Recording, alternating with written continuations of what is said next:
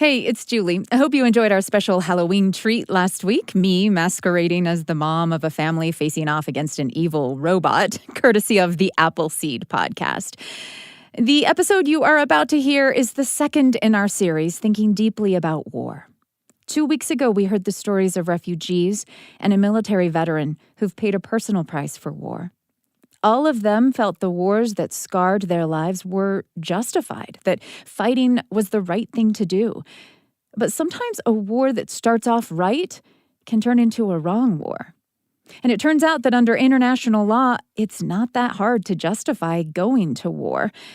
If we really want to understand why wars happen, asking only if the war is justified muddies the water.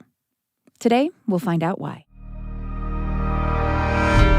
I didn't realize That's an interesting question. I've never heard of it from that perspective. Let's talk about that. I think you need to come over, stand in my shoes. Agree to disagree.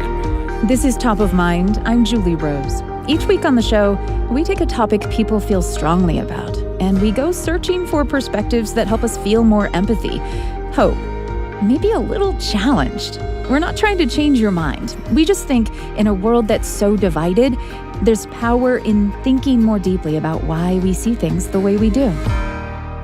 Today, the price of war.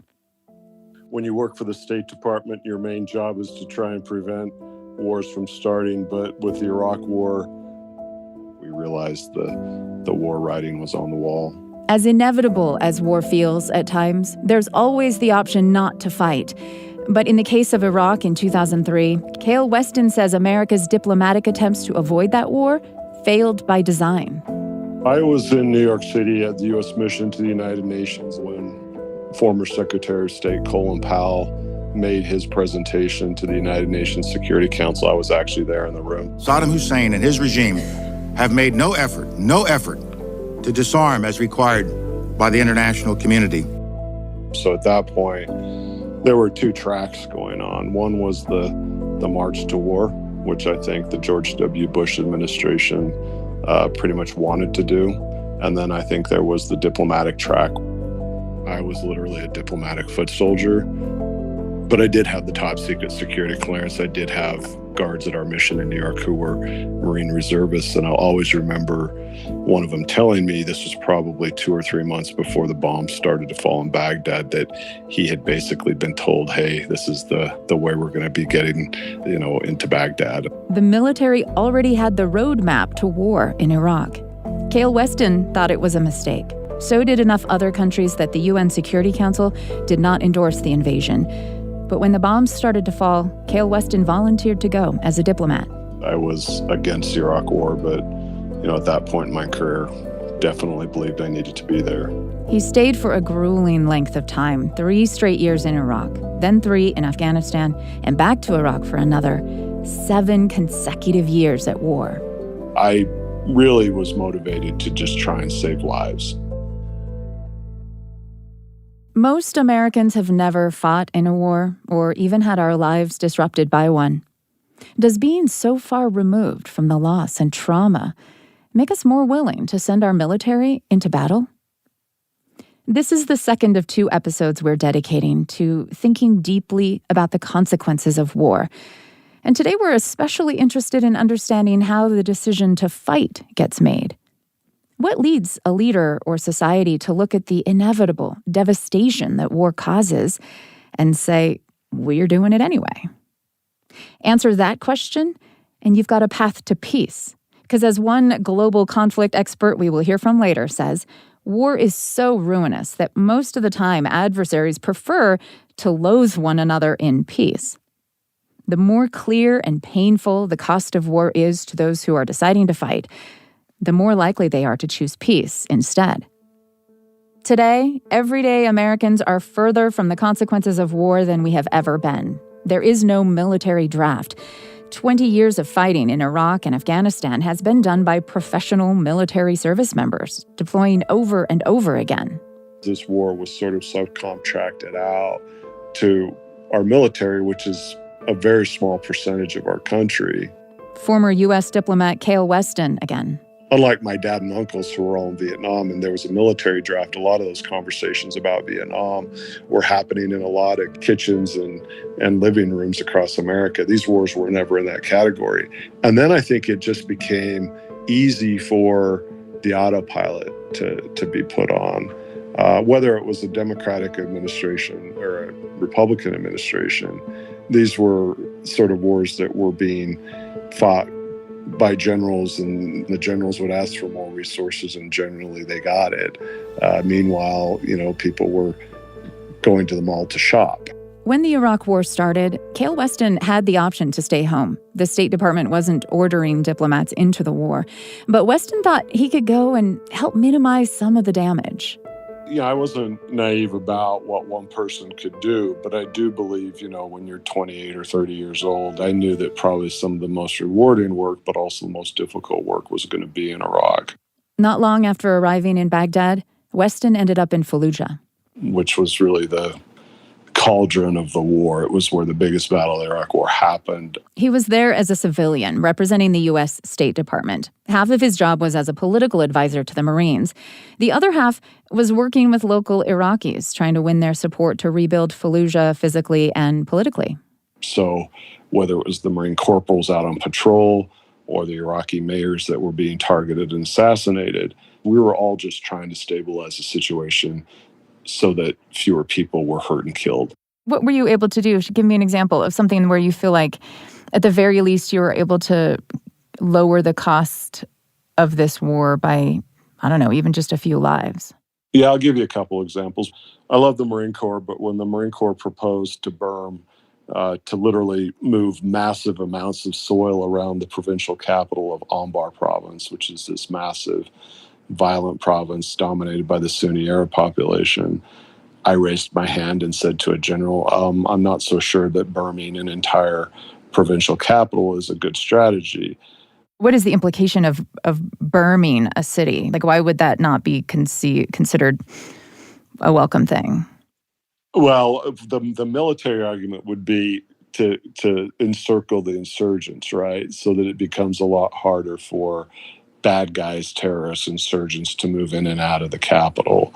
The other side is if you're a business owner or you're a student or you're even the provincial governor, you've suddenly got, your whole city surrounded by a massive wall of dirt. We opted not to do it because I think that the cost of that was going to translate into having more of the local population turn against us, right? And we would be creating more insurgents, we would be creating more friction, and we would actually be isolating the governor and some of the local Iraqi leaders politically.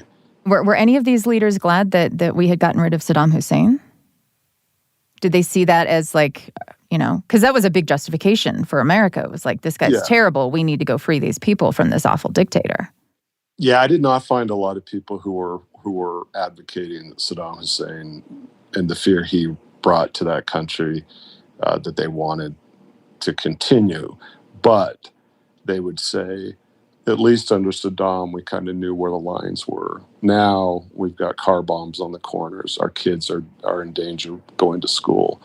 So while they were not defending what Saddam had done to their country at all, as one of them told me, he said, I used to know my hometown of Fallujah. I no longer do because of all of the chaos and all of the violence that had been introduced through the war. Would you would you be willing to tell us about one of your collaborators, a relationship that you had, who that person was, one of them that maybe still weighs on you? It's an incredibly important question because I think that having spent 3 years in Fallujah, I got to know Fallujahs, and that's one of the reasons why I stayed. I'll give you the one that's probably the most important to me. It's the last Grand Mufti of Fallujah, Sheikh Hamza. And he was a religious cleric, the top leader, just like the Pope in Rome, who had a lot of influence with the people because he was just an incredibly, I wouldn't say charismatic is the right word. He was a soulful leader, and I picked that up the first time he walked into the room.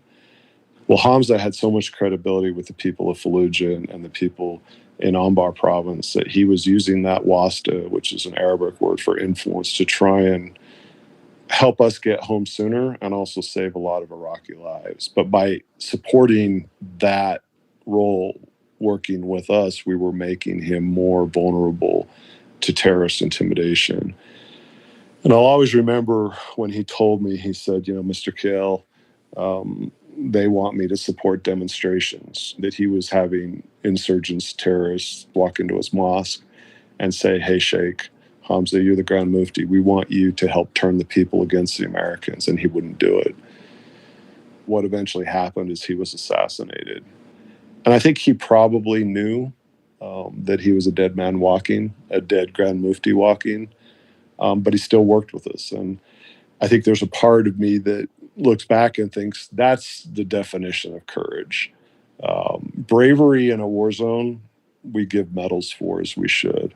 But I wish we could talk about moral courage the same way, because I saw a lot of that in people like Sheikh Hamza. Decades later, I look back and wish I had had the courage or the foresight to say, stay home. It's safer for you to not collaborate with me or with the Marine leaders or with even the civil affairs units, because we're not patient. Our country's not a patient country. We don't have the political will to see this through. And I think I knew that, but I also know that by being there and saying, okay, we've got millions or tens of millions of dollars to spend to try and rebuild your war-torn city, half that city was leveled. We could at least try and do some things that would stabilize or help parts of the communities deal with war. Another part of your job while you were there was to pay money, compensation to the families of Iraqis who were killed or who had experienced losses, economic losses, right, as a result of the fighting. What was a meeting like that like? Very difficult. And even though, our lawyers, the judge advocates in the Marine Corps, even the State Department lawyers would always say we're not admitting guilt when we hand over money. It was blood money. And we put a dollar amount on lives. It was about $5,000 with a general's approval that we would hand over. And I often was the one handing the money over.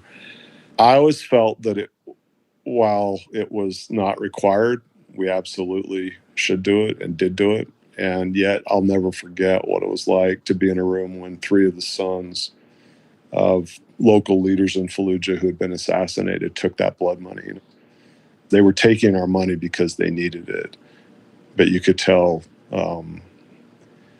they were devastated and angry, and I don't know if there's a word I can think about to describe what that was like. But rather than not do it, we did it. That's, I think, where we Americans like to think we have a certain level of compassion, a sense of right and wrong. But war warps all of that. You can go in with the best intentions. You can go in with the millions of dollars in funds to try and do good things, but war corrupts and corrodes everything. I think the big lesson is, don't look away. We need to acknowledge when we see things that make us feel uncomfortable or things that maybe require us to continue to have a role as much as we can. If we know that there are Afghans who have been relocated as refugees, maybe it was in the news 6 months ago, but are we actually finding ways to try and help them? What are we as citizens going to do to make sure that the next time our leaders who are elected at a very divisive time are talking about Ukraine or other parts of the world, are we going to shrug our shoulders and say, well, it doesn't really affect me or my family? Or are we going to hold them to a higher standard before another war starts? Because again, war should truly be the last resort. And if it's not, that's on us. Kael Weston is a former State Department official. He's author of The Mirror Test, America at War in Iraq and Afghanistan. Kael, thanks a lot for your time today. I really appreciate it. Thank you, Julie. Appreciate the opportunity. While every day Americans have been insulated from the cost of the wars in Iraq and Afghanistan from the very start, more than 7,000 American service members died in those conflicts. In the face of that loss, the U.S. military invested heavily in ways to lower the toll within its own ranks. Today, it can wage and win a war without putting a single American in harm's way. How does that affect our willingness to fight? This is Top of Mind. I'm Julie Rose.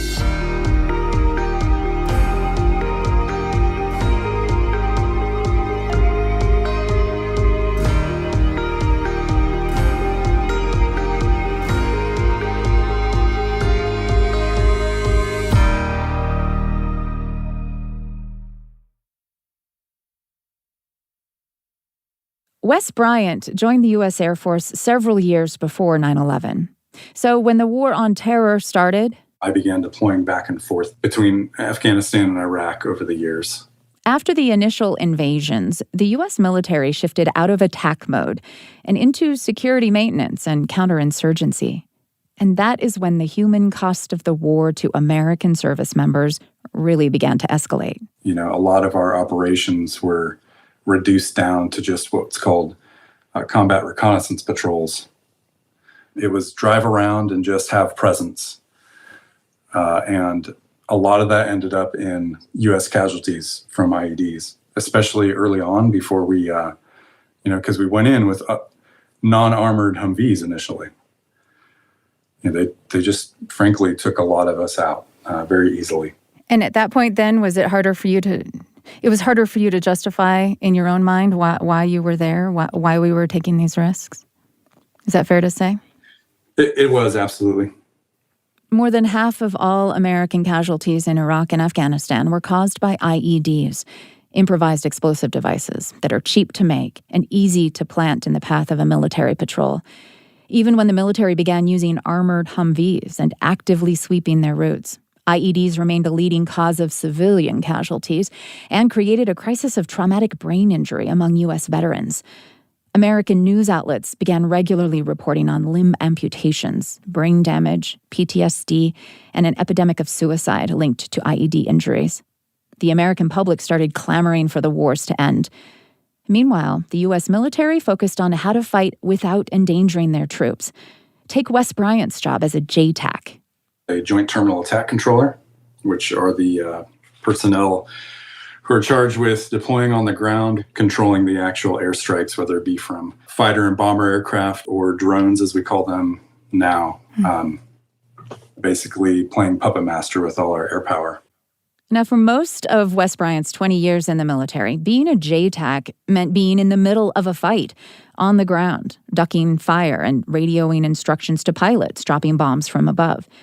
As drones and satellite technology got more sophisticated, he'd occasionally do that job from a remote command center, but still only if there was a specific strike planned on a high-value target like an al-Qaeda leader. Now, all of a sudden, that's all we were doing. All the strikes that we were conducting were from an operations center. The real turning point was the rise of ISIS. These terrorists are unique in their brutality. They execute captured prisoners. They kill children. They enslave, rape, and force women into marriage. They threatened a religious minority with genocide. And in acts of barbarism, they took the lives of 2 American journalists. President Obama announced America was going to war against ISIS in September 2014. Uniquely brutal as ISIS was, the decision had not come easily. The U.S. military had been withdrawing from Iraq by that point, and President Obama had promised to end the war. So the idea of going back in was hard to stomach. But then, U.S. military officials caught ISIS on a satellite video feed committing a war crime in real time. Wes Bryant explains. In a town up in the Sinjar region, Sinjar mountain range, ISIS is having about 80 men dig.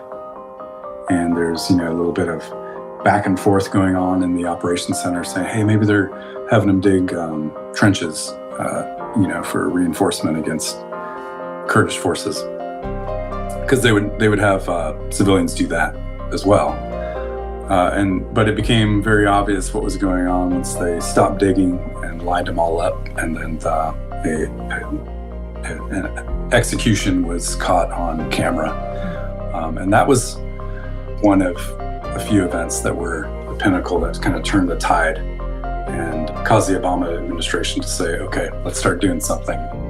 Days later, American journalist James Foley was beheaded by ISIS in a video the terrorists circulated online. Public sentiment in America shifted dramatically. ISIS had killed one of our own and boasted of it right there on camera. We couldn't let them get away with that. I can announce that America will lead a broad coalition to roll back this terrorist threat. But, said President Obama, it will not involve American combat troops fighting on foreign soil. America would fight this war only if we could avoid the steepest cost of it. But how would that work exactly? We'd never fought a war without at least some troops on the ground. The Obama administration was very adamant about not being boots on the ground in Iraq. Those were the handcuffs we got given. So we had to improvise from there. What they improvised was a strike cell. West Bryant was one of its JTACs when the fight against ISIS got underway. For the first time in U.S. military history, every decision in a war was being made from a heavily protected room far from the front lines. Well, at least for the Americans. Iraqis and Kurds were fighting on the ground. They would send word to their commanders, who would send word to the American commanders calling the shots. And that kind of daisy chain of communication would go back and forth. Bryant was still puppet master for all the air power in the fight. He just didn't need body armor anymore. Here's how it might play out. We'll talk about a water treatment facility in Ramadi where Iraqi forces were being overrun by ISIS. They were taking casualties. We would then get a set of F-16s and a Predator drone overhead. We try to get eyes on what's going on the ground. A lot of times you would see gunfire going on between two units, but you had no idea who was who. And you're watching this on a screen in a trailer at the Baghdad airport. Correct. Yep. And so what we had to do was coordinate with the Iraqi Operations Center, who would be in direct contact with those Iraqi forces, because a lot of times you could not delineate between the two forces. They looked exactly the same on the ground. So in this particular one, we had the Iraqi forces said they were pinned down, and they gave us a grid, and boom, we got our Predator drone looking right at it. We had the feed, and everything was right there exactly how the Iraqis had explained it. And they were within not even a couple hundred meters of each other. So from there, we coordinated with the Iraqi force and let them know what was going to go on, told them don't move, because we're about to bring in bombs on the ISIS target to your north. And then got a pair of F-16s in and dropped a couple of bombs, I believe Maverick missiles on as well, if I remember right. And freed that Iraqi unit, which had already taken casualties at that point. Over the next several years, strike cell operations like that were able to reduce ISIS to a shadow of itself and retake virtually all of the territory it had captured. And so that was massively successful. And I can definitely say I'm proud to have been, some part in that. When you were coordinating the fight and dropping the bombs at such a remove from the front lines, was it difficult to sort of stay in touch with the fact that these were lives that hung in the balance? I'd say it wasn't difficult for us as JTACs who had been doing it for a long time because we had so much forward experience. We knew exactly what the guys on the ground were going through. We knew exactly the consequences when those impacts are made. And some of us had seen civilian casualties, whether by accident or negligence, over the years. And we knew the consequences of that as well. I'd say that is a danger. There's a danger in that when you have a younger force that hasn't experienced the forward fight. They've only ever been carrying on a fight through, video feeds and remote controlled drones. Yeah, I'd say, for people like that, not everyone, but I'd say there's more of a danger of it feeling more like a video game because they just don't have that reference. America's war with ISIS resulted in the death of 106 U.S. troops, mostly from injury or disease not related to combat. There's no precise count of how many Iraqi soldiers died, but it's at least 26,000. And the nonprofit watchdog group Air Wars claims 13,000 civilians also died in U.S. strike cell operations aimed at ISIS. The U.S. military says it can't confirm most of those deaths and estimates a much smaller figure of 1,400 civilian casualties. Strike cells have now become standard anywhere America's fighting. But the military has also acknowledged the high risk of collateral damage when fighting remotely. In 2021, a strike cell carried out a drone attack on a suspected terrorist in Kabul who turned out to be an aid worker. He and 9 others died. 7 were children. Still, Wes Bryant believes there are enough safeguards in place for strike cells to be a responsible way to fight. Not to be an apologist for the tragedies that have occurred, because we've had tragedies that were pure accident, and a couple or a few that have been from negligence. And I'd say the Kabul strike was one of those. But when you quantify those together with the thousands of strikes that we carried out over the years that were successful with 0 to little collateral damage and no civilian casualties. That's not to discredit, in my opinion, even one civilian casualty in any effort is one too much. And certainly for anyone carrying out the strike operations, when civilians are hit and it's confirmed that they are hit, it hits hard. I know of a few people that have been involved directly, and I even know of suicides that happened as a result of it. But we've also got to look at these statistics, if you will. So really, there's a comparatively low incident of verified, legitimate civilian casualties compared with the amount of strikes we've carried out. But that said, I think there's always things that we can do better. How can a military stay alert to those human costs? I think in general, the U.S. military does a good job of putting out to the force what its ethical foundation is.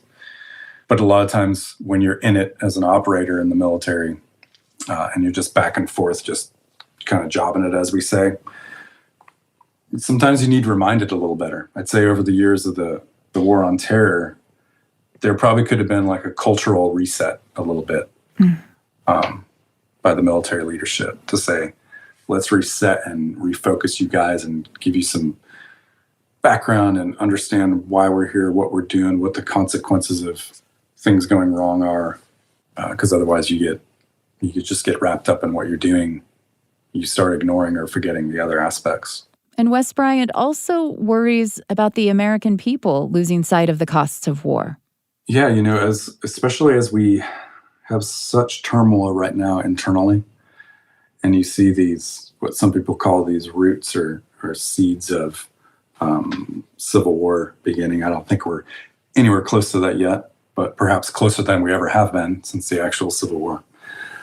I just want to, it's like you want to take some of these people that we hear them talking about this, that we've got to fight and go to war because whatever our ideology isn't being carried out. And, you see this mass demonizing of another political side, right? I kind of just want to infuse all my experiences into some of these people and hope to change their mind, because war and killing is just not, it's not great. It's not glorious. It's a very ugly game. It changes you. And it's something that a society doesn't recover from for generations. Wes Bryant retired from the U.S. Air Force in 2018 after 20 years as an enlisted airman. His book, co-written with retired U.S. Army Major General Dana Petard about establishing strike cells to fight ISIS, is called Hunting the Caliphate.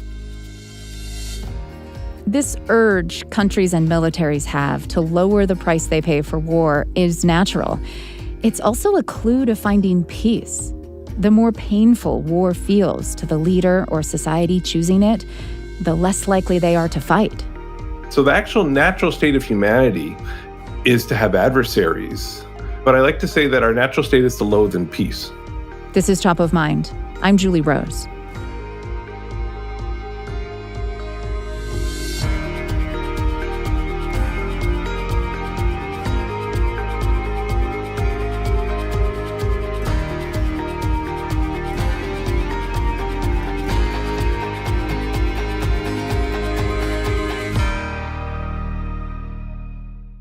So what I like to tell people is if they remember one thing, it's to remember that war is incredibly costly. That's why we don't do it most of the time. And so every reason we fight is a reason that a society or its leaders overlook those costs.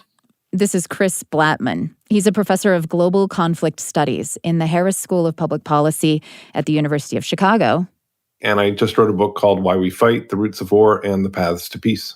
So the reason we have focused so much this hour on the cost of war is because Blattman believes therein lies the way to peace.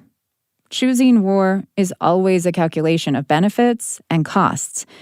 But in an honest analysis, the costs will always outweigh the benefits. The only way to justify war is to somehow overlook those costs.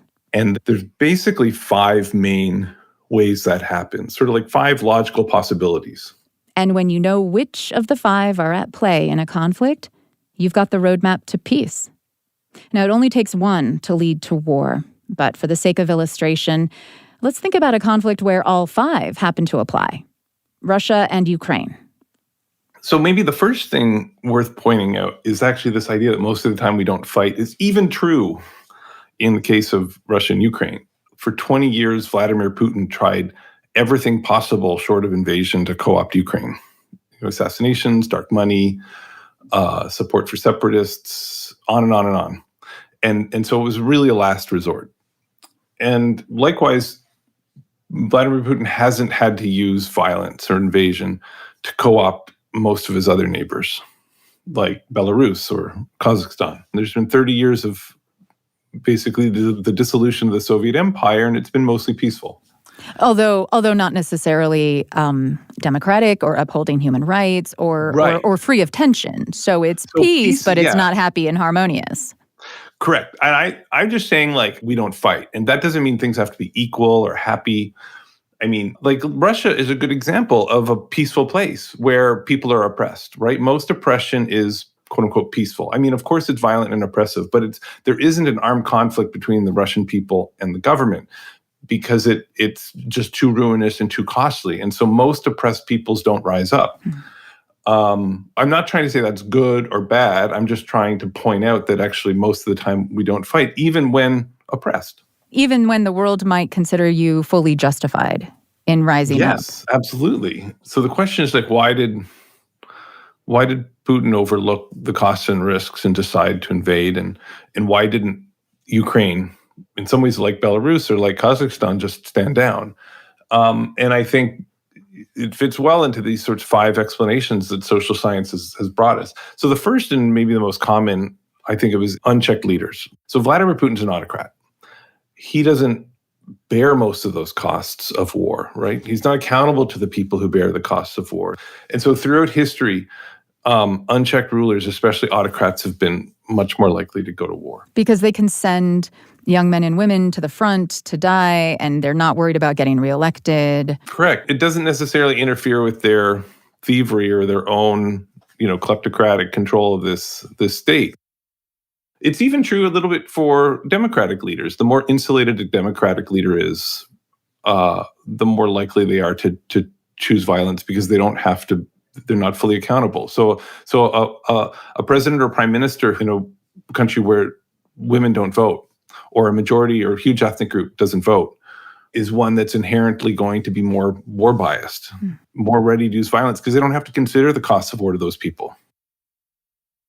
The second reason we ignore the costs is actually not so much because we ignore them, but because we're willing to pay them. There's something else we gain. This is actually one of the big stories you hear about Vladimir Putin and the reasons for war, is that he wants personal glory or glory for the Russian Empire, or has some greater ideal for what Russia should be. And so he's willing to pay the price of war for this ethereal thing, and maybe some fraction of the Russian public are, right? Would that also explain why sometimes groups might opt to fight even if they're an underdog because, they're fighting for for some belief, for some ideology, or for justice or morality or something like that? Exactly. So sometimes we fight for noble things, and it could be the Ukrainians who were offered semi-sovereignty, who were offered a pretty raw deal, and unlike Belarus, said, no way, we refuse on principle to accept that deal. Why? we should take that deal in any sort of rational sense, but not if we value this thing we call liberty. I think there's a real parallel to the American Revolution. A tyrannical superpower offered a weaker republic semi-sovereignty, and most of their other colonial possessions had accepted that grudgingly because war was too costly, and war was going to be hugely costly and probably not even won by the revolutionaries. Nonetheless, they said no way. Why? Because, John Adams wrote that the true revolution was in the hearts of the American people, that it was a slow revolution of ideals, that people decided, I'm simply not going to accept this raw deal. And so I see a real parallel to what went on in Ukraine. The third one you also hear in the press a lot, and it's this idea that Putin made a mistake, that he's this isolated, insulated leader who had bad intelligence and should never have invaded in the first place. And this is sort of one of an example of a whole class of mistakes that political scientists call misperceptions. He got it wrong. And there's at least a couple of reasons our leaders can get this wrong. One is just their psychological biases, a tendency to overconfidence. So it's costly, but you maybe underestimate the cost. You overestimate your chances of victory. Perhaps your opponent does as well. And in those circumstances, you both choose to fight because the deal on offer, you sort of say, well, I could get better from war. Why would I accept peace on these terms? So we talked about autocratic leaders who can ignore the costs of war. We talked about when war gives you something that peace cannot, this ethereal thing. And we've talked about misperceptions. The thing that people often forget, though, is just how uncertain this decision is to go to war. And that's the fourth category. Think back to before Russia's invasion. Think about just how uncertain was Ukraine's strength and pluckiness and resolve, how uncertain was Russian military capability, and how uncertain was Western unity and resolve on something like sanctions. And the idea that Russia would get a bad draw on all three of these things was always in the realm of possibility, but nobody really predicted that, least of all Vladimir Putin. And so amidst this uncertainty, war is always a gamble. We have diplomacies and intelligence services and lots of ways to try to reduce that uncertainty. And that's why we often don't go to war, because we do move away from that uncertainty. This creates like this strategic dilemma where you're, just like in poker, when you're worried your opponent's bluffing, it's never optimal to fold all the time. And it's never optimal to call all the time. And so Putin got a bad draw, at least on some of the things that he was gambling on. And Right. The consequence then is that the war is more costly for him or for Russia, or it goes on longer than it might have. Right. And, I think a sign that some wars are driven by uncertainty is that actually most wars are short. If you look over the last 100 years, the average war was less than 100 days. Let's start talks. Let's draw a line of armistice and stop this most costly aspect. Okay. And then the fifth and final one is something that political scientists and economists call a commitment problem. And it comes from when you can't trust the other side to abide by whatever peaceful deal you arrange. And that can happen for a couple of reasons.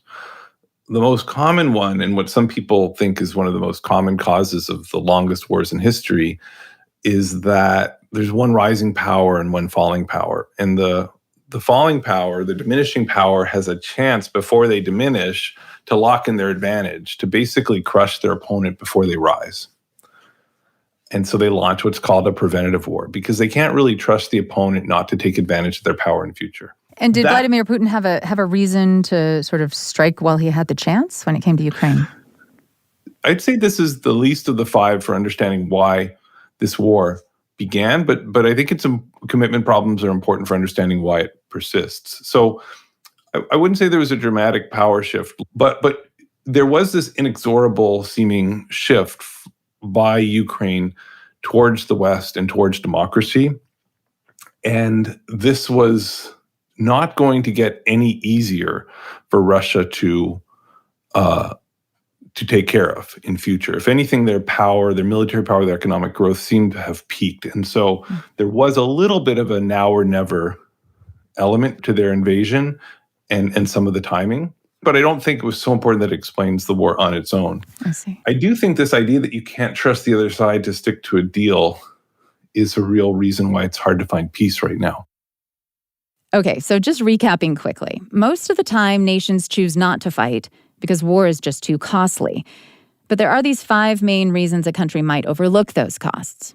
First, and most common, you're an unchecked leader who can ignore the costs because you're not accountable to the people. Second, you've got some intangible incentive to fight, like democratic ideals or personal glory. Third, you make mistakes in calculating the costs because you're overconfident or you get bad information. Fourth, it's uncertain just how good your chances of winning are, but you figure you can win quickly, so you take the gamble. And fifth, you can't trust the other side to commit to a peace agreement, so you launch a preemptive strike, hoping to lock in your advantage while you can.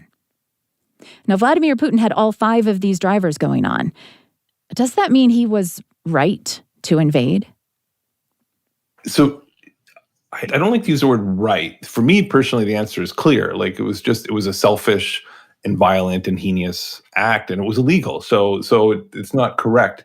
Was it like the strategically optimal choice given what he valued and given his insulation from power? You can make an argument that amidst the uncertainty, given the drift of Ukraine away and the peak of his power and the fact that he doesn't bear these costs and the fact that he presumably cares deeply about these ethereal things like Russian greatness and personal glory, that was his optimal choice. So what are the keys to preventing war? We've talked about the 5 things that are most common drivers. What are the most common paths to peace breaking out instead of war? So, if we fight because we overlook the costs of war, then every path to peace is some way that focuses the attention of a society or its leaders on those costs, or actually makes them pay attention to even more costs. So one of the things that I think has happened incrementally over the last few hundred years is that our societies have gotten more entangled and intertwined and interdependent. That makes war more costly. And if our economy is entangled with our adversaries, then when we go to war, we actually lose something that comes from that trade or that interaction or whatever it is that we were getting from them. And that just makes finding some peaceful agreement that much more attractive. Could this explain why it would be that could be a deterrent for the United States getting into an armed conflict with China because we are so economically intertwined? No, it absolutely is. And any economic disengagement between the U.S. and China potentially reduces that insulation we have. Likewise, a lot of people thought, I think correctly, that Russia's economic entanglements with Europe would be a buffer against war. I think it has been. I mean, Germany's reluctance to punish Russia in many respects to join the war, and eventually they did. But in some sense, the degree to which there is a reluctance in that society, I think, does come from that economic entanglement. Reliance on Russian natural gas and energy. Yeah, amongst many other things. Yeah. The other thing is, like, so many of those 5 things were accentuated by autocratic power. So anything that tends to check the power of autocratic leaders tends to be pacifying. And that doesn't have to be elections. It could be elections, but it could just be the spreading of power across a party rather than an individual or a cabal, or it could be the spreading of power across arms of government or across levels of government. Right, which is essentially what Americans think of as checks and balances. I think checks and balances have historically been one of the most pacifying forces in the world. Most of the time, checks and balances in society come from other actors within that society, gaining some bargaining power and seizing that power from the autocrat. And that doesn't happen quickly. How effective do you think things like UN peacekeeping forces going into a hot spot, or like a powerful ally of one side or the other, sort of like trying to, kind of get in the middle and be like, don't fight, because otherwise here's what consequences we're going to impose on you guys. Yeah. So we have a whole bunch of really slow moving things that are hard for us to affect, like interdependence and checks and balances. And yet if you're like a politician or a country or concerned citizen, you're like, what do we do now? And what kind of tools do we have? And so the answer is, well, actually, we have some decent tools. I think peacekeeping missions, when they work especially because they're explicitly trying to reduce uncertainty between both sides, counting forces and weapons, and they're explicitly trying to solve commitment problems by basically being a third party and coming in and saying, we're going to guarantee this peace for the next 10 or 15 years while you guys establish your institutions and you work out this deal. So, and that works a little bit. Sanctions are another example of a tool. They don't work that well, but it's to say, oh, we have unchecked leaders who are pursuing these intangible, ethereal interests, and they're making mistakes and misperceptions. We're going to give them some counter incentive we're going to actually make war look really costly and make them pay attention to things that they're ignoring. That's essentially what sanctions are supposed to do. And they don't do it that well, but they help a little bit. What value do you think international organizations like the UN Security Council have in terms of preventing war? I mean, it obviously wasn't capable of preventing Vladimir Putin from invading Ukraine. Yeah, so the UN Security Council is incredibly unequal.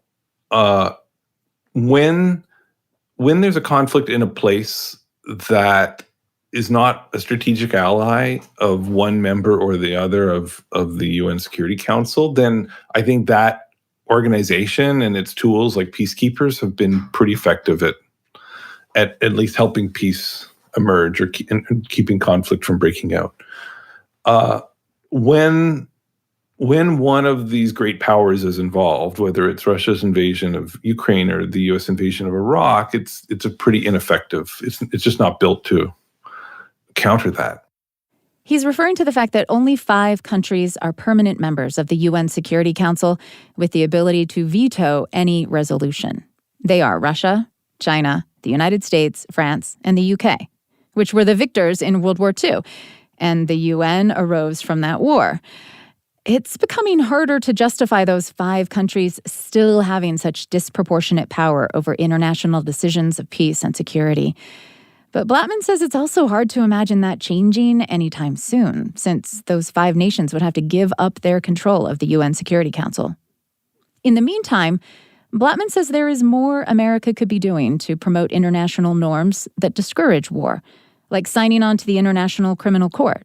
This is a court that would prosecute war crimes and hold all leaders and armies equally accountable to certain rules of engagement.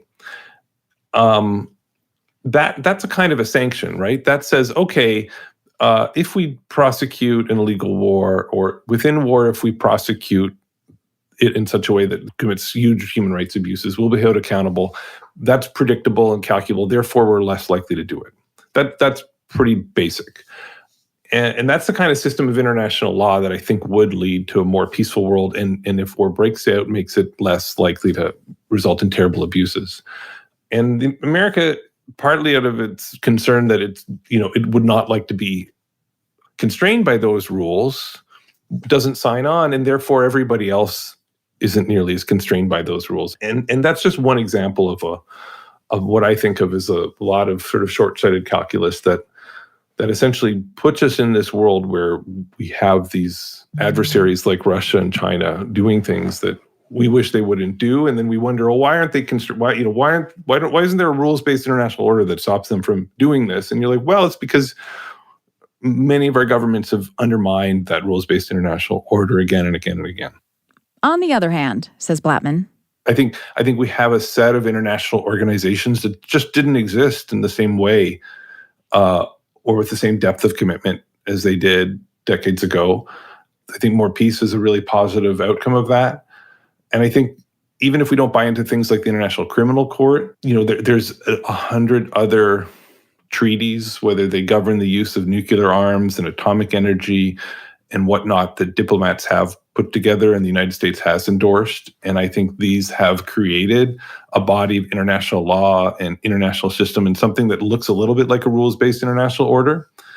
And in many ways, that's gotten better each year. I think the sanctions regime that was put in place for Russia isn't just a one-time thing. I think that was a show of unity and a kind of a practice round for the next possible great power war and an invasion of some nation by another. And I think that's important.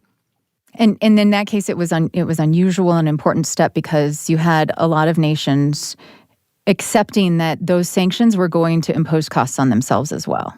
That if we sanction Russian oil, then our gas prices are going to go up. And yet you had nations being willing to make that choice. Correct. And it's imperfect. The majority of nations in the world haven't signed on to that. So I don't want to pretend like this is like some magic solution, but this is sort of an amazing degree of unity. And I think the world can do better and have more. I think if there was an opportunity to use this moment to institutionalize that a little bit, to set up some rules that where then most nations sort of say, well, maybe we won't sign into this sanctions regime, but let's set a set of rules in which we all agree that we're going to sign on to this in future. If that's predictable and calculable by some autocrat that, oh boy, this is now more likely to happen, and I'm no longer going to be surprised, that would be a deterrent in future. And so we've inched closer to that. And that's like a message at the book is that the path to peace, doesn't come in sort of leaps and bounds and right away. It happens in this incremental way, which has been incredibly successful, but often hard to appreciate and get excited about. But that doesn't mean we shouldn't actually be optimistic. Chris Blattman, thank you so much for your time today, for your careful analysis. I really appreciate this. No, thank you. Blattman is a professor at the University of Chicago in the Harris School of Public Policy and author of Why We Fight, The Roots of War and the Paths to Peace. Top of Mind is a BYU radio podcast. Today's episode was produced by me, James Hoops, and Cole Cummings, with help from Elizabeth Miller. Our sound designers are Trent Reimschussel, Christian Makatel, and Mitchell Tousley. And if you haven't already, would you take a moment to leave a rating or give us a review on the podcast app where you listen? That'll help other people find us and feel the power of thinking again. I'm Julie Rose. We'll talk soon.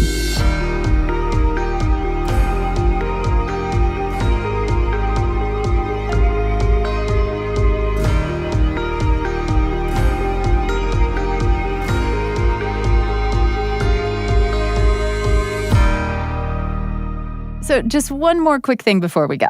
Each week on Top of Mind, we try to bring you perspectives on an issue that prompt you to think a little more deeply about where you stand on it.